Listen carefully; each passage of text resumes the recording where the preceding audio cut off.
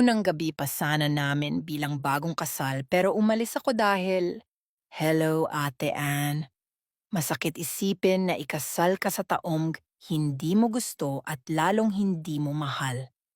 Itago mo na lamang ako sa pangalan na Rose, 25 years old at kasal na.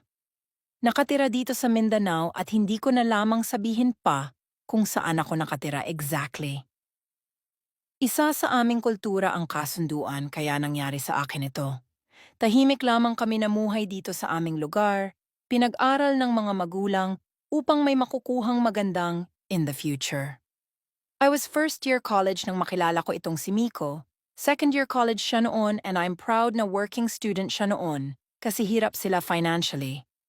Matagal kaming naging magkaibigan na humantong sa magandang relasyon. Natulungan kami sa lahat ng problema Ate Ann, kaya ganun na lamang namin kamahal ang isa't isa. 30 college ako noon nang maisipan niyang sumama sa aming bahay para makilala na rin niya ang parents ko. Sobrang excited ko noon dahil sa wakas natupad din ang plano namin dalawa na maipapakilala ko siya sa magulang ko.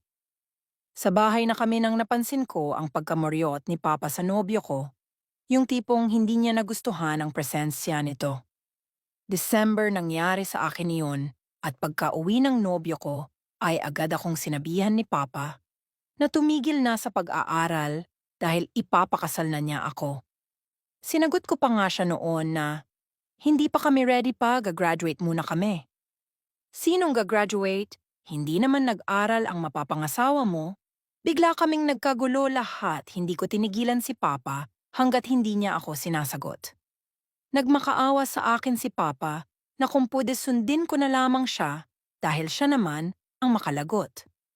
Tanging pag-iyak lamang ang aking masasagot dahil naging sumpa sa akin ang relihiyon na kinasangkutan ko. After 4 months, Ate Ann, kinasala kami hindi ko alam kung bakit nalaman ng aking nobyo ang pangyayaring iyon.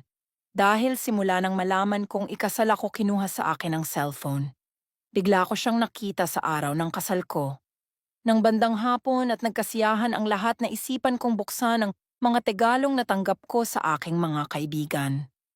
Hindi ko inaasahan na ang regalong walang pangalan ay may nakasulat sa maliit na papel, kalakip ang lugar kung saan. It was 9 in the evening nang makatakas ako sa pamamahay. Nakipagkita ako sa aking nobyo noon. Yes, Ate Ann, ibinigay ko ang sa taong mahal ko. Hindi ko pinagsisihan ang nagawa ko Ate Ann, buti na lamang ay hindi nagbunga ang aming nagawa. Sa ngayon, unti-unti ko nang na-appreciate ang asawa ko at tuluyan ko nang makalimutan ang nakaraan. Humingi ako ng paulit-ulit sa taas sa kasalanan na nagawa ko. Ay sana mabigyan na rin kami ng anak. Hanggang dito na lang at maraming salamat po Ate Ann, Rose.